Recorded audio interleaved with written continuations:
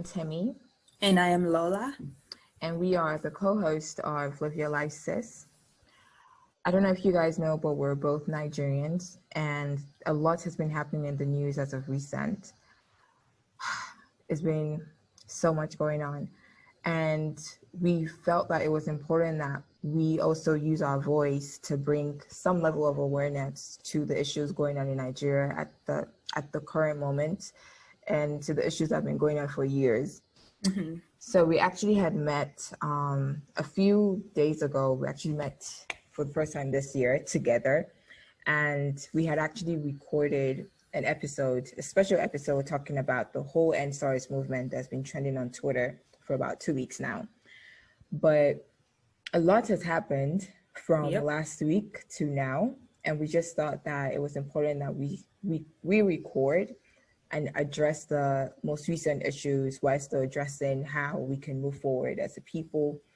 And we thought it was important that we also lend our voices to this movement and not just be silent. Yeah, not just social media is not enough.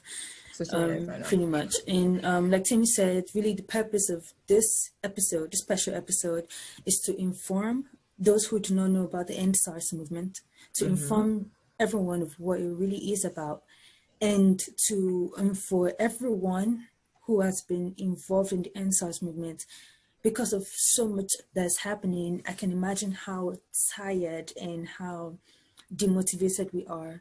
And we just want to use this episode to also encourage us, regardless of if you're in Nigeria or not, to keep pushing. Because, like Timmy said, a lot has happened and we cannot afford to back down. This is urgent. We understand the seriousness of this. We understand the urgency of this. And we just want to keep encouraging while doing our own part, personally, as a podcast, we just want to keep pushing and keep encouraging people to keep pushing as well. Oh, yes. And I'm sure a lot of you are wondering what is SARS. It's possible that you haven't come across that information till now. But SARS is actually known as the Special Anti-Robbery Squad in Nigeria. It was developed in like the early 90s, around 1992. And it was actually developed to combat crime in Nigeria, because at that point there was just so much crime, so much banditry going on. But the whole thing flipped on its head. It was almost as if the SARS people became worse than the bad guys that they were sent to protect. And unfortunately for Nigeria, unfortunately for the people that have been really at the end of the terrible injustices that has riddled the entire country, it has been met with so much police brutality, has been met with so much violence, extrajudicial killings, so much has happened, and it reached the point where so much has happened to the point that Nigerians were just tired. We are just tired, and we thought that it was important that we finally start this movement. And I know the ENDSARS movement just really gained popularity in October 2020, but it actually officially started in 2017 on Twitter. But to be honest, a lot's happened during the whole COVID-19 period, during the pandemic. I don't know if anyone knew about the Justice for Tina issue, which really arose during the summer. And for a while, people have been tired. And it really just reached breaking point that Nigerians just felt the need to go out and protest. Right. And we protested online, we protested in person. A lot of protests happened in Nigeria daily, famously at Lekki toll gate, which is now unfortunately famously known as the Lekki toll massacre. Yes. Before we even go into that, Timmy, I want to give people an understanding, or to describe how, what they usually do. So usually what SARS will usually do on a typical day is that if they see any youth with flashy cars, or with locks like mine, or with nice hair, with an iPhone, a woman walking at night, you're automatically a target. So if you're young, if you're young and you're trying to live a comfortable life or trying to pretty much do anything, you are a target, and you can be killed, you can be robbed, they can take your phone, you can be raped. If you're part of the LGBTQ community, or if you look like you're gay, they stop you, they search your phone, they take you to the bank and take your money. So pretty much so that's like the context of like how terrible it was. And, you know, before you can try to avoid them and things like that, but it just got to a point where it's just like, this is ridiculous. You know, we can't keep doing this. Why can't I, you know, work at night? Why can't I have an iPhone? Why are my friends or my brothers and sisters, why do they keep getting killed just because they're just trying to be normal? So and that's pretty much like the context of it. And then I also think, like, just to add to that is, to be honest, women will be targeted because they're working at night and then they're labeled prostitutes. I remember reading someone's story who told her that, and the officer, the SARS officer, told her that why is she working at night? That is she doing like Las Barons, babe? Is she like, do you have a sugar daddy somewhere? Does she have a sugar daddy somewhere? Even if you have a sugar daddy. Even if you have a sugar daddy, that's nobody's business.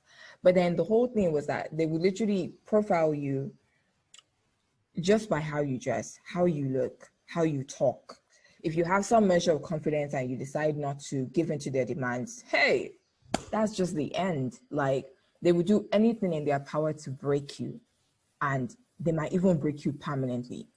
And I just think it's so sad that Nigerians who perhaps are not doing this whole traditional job, so they're not going to the bank, but they're hustling in a way where they're entrepreneurs, they're opening businesses, they're doing great things. They're tech savvy. And they're being profiled just because they don't do a traditional 9 to 5, and they wonder how you're getting your money.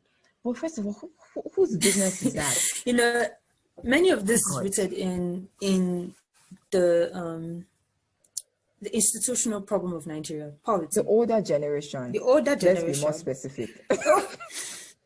Call them out. That's poverty and this mentality that you can't question authority. It's just so much happening. And that's why this ENDSARS movement moved away. It didn't move away, but it kind of like became, people realized that it's more than just the police brutality. It's actually also addressing corruption. It's also addressing bad governance. It's also addressing these issues of why are we not being served the way we deserve to be served? Why can't we question authority? You know, let's break barriers. So it's really, really is expanding more than just police brutality. Yep. Yeah, and Simi, you can go on and talk about, you know, what happened in Lekki, the Lekki massacre. So just like we said earlier on, that we literally had recorded this, I think, Sunday. Which was, what day was that? That was October 18th. So we literally had recorded this on Sunday.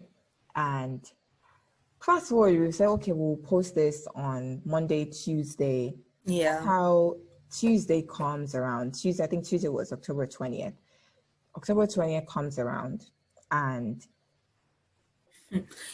I can't even begin to talk. I don't even know how to start, because I remember literally walking from the cafeteria and I was on Twitter, I was on my phone, and I started to read how people were being shot, how there was a whole blackout at Lekki, how the toll gate, so this toll gate is famously known for never putting off its lights whatsoever. Just to give you a little bit of context, Nigeria doesn't have power supply on a regular 24/7 basis. You are lucky if you get it maybe twice a week. Yeah. So that's also part of the basic human rights, basic constitutional rights that Nigerians are fighting for, that, you know. But honestly, the focus of the protest wasn't even for that. They just wanted to survive. They just wanted to be kept alive. So really, with the protest going on, apparently curfew was announced on Twitter. On Monday. Was it Monday or Tuesday? I think it was on Tuesday. By the Lagos State Governor. On Twitter. 4 hours before the curfew. The curfew apparently was 4 p.m. And it was announced 4 hours before in the busiest city in Africa. And you can imagine that a lot of people don't have access to Twitter. A lot of people don't have access to perfect Wi-Fi. A lot of people don't have access to that. And plus, people were already, I think people were already at the protest at that time. So people were not checking their phones. People were already at work. People were already out. Exactly. So a lot of people were not even aware of the curfew. So people were getting aware of the curfew close to the curfew time at 4 p.m. So this is what happened. I wasn't there personally, but there were lots of accounts, a lot of eyewitnesses that really stated that some men came to take out the CCTV cameras at Lekki Tollgate. By around 6 p.m.-ish, they took the lights out. And even from a really trustable source called she's called DJ Switch, she actually went live for the world to see. More than 100,000 people were on that live. And we're able to see how they shot mercilessly at people. There was blood everywhere. I don't know if you guys, there was a famous flag, there was a famous image that was going around to really signify what was happening in Nigeria. It was that the white part of the Nigerian flag was painted red. So instead of it being green, white, green, it was green, red, green. Red, green. Because Nigeria was killing its people. Nigeria was bleeding. And it's still bleeding to now. And it's still bleeding to now. And just so y'all know, these were peaceful protesters. These were people who were waving the Nigerian flag, people who were singing the national anthem, and they literally just came at them and kept shooting. They did not have any weapons whatsoever. All what they did was just be Nigerians. All they did was be peaceful, unarmed protesters, protesting for their basic human constitutional rights to live. And they shot at them. The army came, SARS came. Fortunately, we're not able to give you a little more background on SARS, but apparently the president had disbanded SARS, I think by October 13. By October 13 or something. But the issue was that, like always, the main issue was that SARS really had been disbanded in 2017, 2018, 2019, and now 2020. So why do you keep disbanding a unit that has been disbanded 4 times? It doesn't make any sense. But the government came and said, okay, well, we disbanded SARS, and then we created a new unit called SWAT, which was actually created in 2019, I'll be 2018, or not, and anyway, I digress. So really, Nigerians were protesting for their basic constitutional human rights, and they were shot. They were killed for it. They were killed for it. And I remember, if you're able to have access to DJ, she's called DJ Switch _ on Instagram. If you're able to have access to it, she actually came out with a statement, I think about 2 days after the whole thing happened, to talk about how it felt. And I could see how strong this woman was, but this thing broke her. And I think it's what makes things worse is that our president. Who's president? It's not my own president. What makes it worse is that the so-called president of Nigeria, Muhammad Buhari, came out to give a statement on live. What they say is live, but honestly looked recorded. It wasn't live. And they said he came out to say on live and talk about how. Please, what did he even talk about? Nothing. He didn't address. Nothing. He did not address the people who died. Nothing. But he was talking about the facilities that were damaged. That were hit. He talked about the police officers who were lost in line of fire. He didn't address the Lekki Toll massacre, which is why we are talking about the Lekki Toll massacre, because the truth must be out. We must continue to spread the truth of what happened at the Lekki Toll massacre. There are too many eyewitnesses accounts that match up. These people are not making it up. Yep. And there are many people who died. Many people who died. People who did not deserve to die. And I just feel like it's a point to just mention some of their names. There's so many people that died. We don't have time, but I just want to mention some of the names that died so people can really, really understand how urgent this is. Jimon, Sleek, Ayomide Taiwo, Peter Oforum, Chika Ibeku, Chibuke Anams, Ismaila Anyela, Miracle, Sunday, Joy, Tina, Tony, God Gift, so many other people, Anita, there's so many other people who have died for this. And this is the reason why we cannot be quiet. This is the reason why we cannot stop just because, the government wants to try to push it to the side. This is why we have to keep pushing and why we need to discuss what's next, pretty much. Yeah, because with what the government, I don't even know where to go from here anymore. I know. It's just, honestly, with what the government came out to say, the entire government contradicted itself. First, we have the vice president coming out to talk about how acknowledging that lives were lost. Then the president's not acknowledging that lives were lost. Then the governor of Lagos State saying that dancing around the bush, talking about how things beyond his control. And how he tried to call the president and the president wasn't replying. And how he did not know who ordered the armies to go to Lekki to kill the people. My question is, what did you do when you found out about that? What did you do? But the big question that Lola asked is, where do we go from here? when the speech, and this is one reason why I love Nigeria so much and I love Nigerians so much, we're able to see light in everything. Even when the speech by the president came out, people started joking about trying to walk all the way from Lagos to Canada. And as much as we knew the gravity of what the president said. And the big question still is, what do we do from now? Where do we go from here? And I can only say that we continue to apply pressure. We continue to hashtag ENDSARS, but we continue to prepare, to strategize and make sure that the next person who enters the next seat of government, the next seat of the president, has to be someone who has our interests at heart, has to be someone who has been vetted by us, and has to be someone who is not from any of the traditional parties. And I mean PDP or APC. We need someone, a youth preferably, who is able to listen to the cries of the Nigerian people and act on it, not just spread lies and rumors and disrespects the people who gave up their lives, because these people cannot die in vain.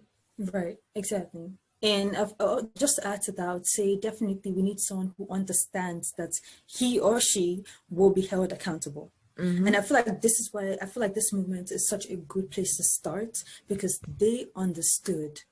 They understood that if they keep going this way, we're done. And they're scared, which is why they decided to send, army to come kill us. Yes, pretty much, because they knew that this was a movement. This was bigger than just the police brutality. This was about taking them out of office. And I feel like they need to understand that we will hold them accountable, and we need to keep that energy of letting them know we will continue to hold you accountable.